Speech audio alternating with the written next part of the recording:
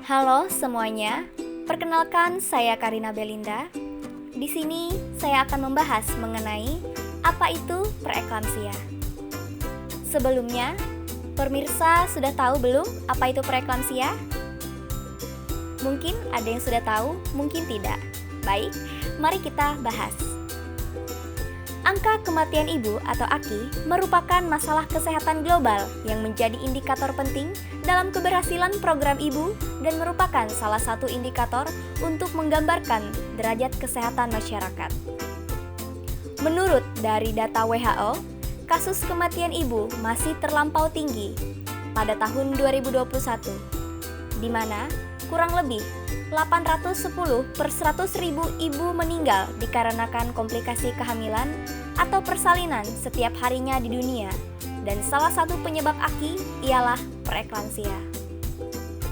Lalu, apa pengertian dari preeklamsia?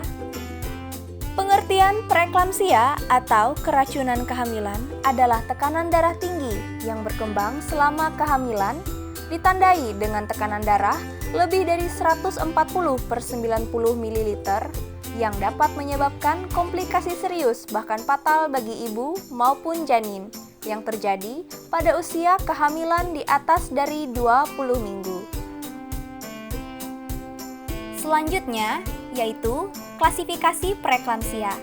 Klasifikasi preeklamsia dibagi menjadi dua golongan, yaitu yang pertama, preeklamsia ringan dengan tanda dan gejala 1. Tekanan darah 140 per 90 mm air raksa. 2. Edema atau bengkak pada bagian perut, kaki, jari tangan, dan wajah. 3. Kenaikan berat badan melebihi 1 kg per minggu. Dan yang keempat, terdapat protein pada urin atau yang disebut dengan air kencing. Yang kedua, preeklamsia berat dengan tanda dan gejala 1. Tekanan darah 160 per 110 mm air raksa atau lebih. 2. Terdapat protein pada urin atau air kencing 5 gram atau lebih per liter.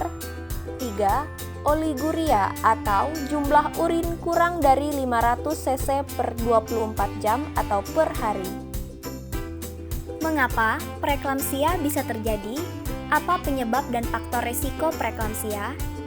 Penyebab preeklamsia masih belum diketahui secara pasti. Akan tetapi, ibu hamil dapat memiliki faktor resiko preeklamsia sebagai berikut. Yang pertama, pada ibu hamil usia kurang dari 20 tahun dan lebih dari 35 tahun. Yang kedua, kehamilan pertama. Ketiga, riwayat preeklamsia sebelumnya. Dan yang keempat, riwayat penyakit sebelum hamil. Bagaimana cara mengetahui gejala dari preeklamsia? Yang pertama, tekanan darah minimal 140 per 90 mm air raksa dan maksimal 160 per 110 mm air raksa atau lebih. Kedua, protein pada urin atau air kencing. Trombosit rendah atau sel pembekuan darah. 3. Sakit kepala, gangguan penglihatan kabur, serta sakit pada epigastrium atau ulu hati. Apa saja yang akan terjadi apabila ibu hamil mengalami preeklamsia? Yaitu perdarahan saat persalinan, eklamsia, dan kematian ibu. Sedangkan pada janin, terjadinya kelahiran prematur atau kurang dari 36 minggu, pertumbuhan janin tidak sesuai, dan kematian janin. Bagaimana cara mencegah preeklamsia agar tidak terjadi?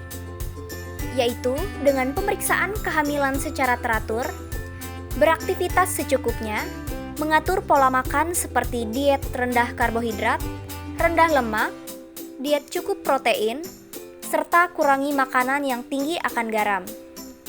Apabila ibu hamil mengalami preeklamsia, segeralah untuk memeriksakan diri kepada tenaga kesehatan di fasilitas kesehatan terdekat seperti rumah sakit, puskesmas, praktik mandiri bidan, dan lainnya. Sekian informasi yang dapat saya bagikan kepada pemirsa semua. Kurang dan lebihnya saya memohon maaf. Terima kasih sudah menonton. Sampai jumpa.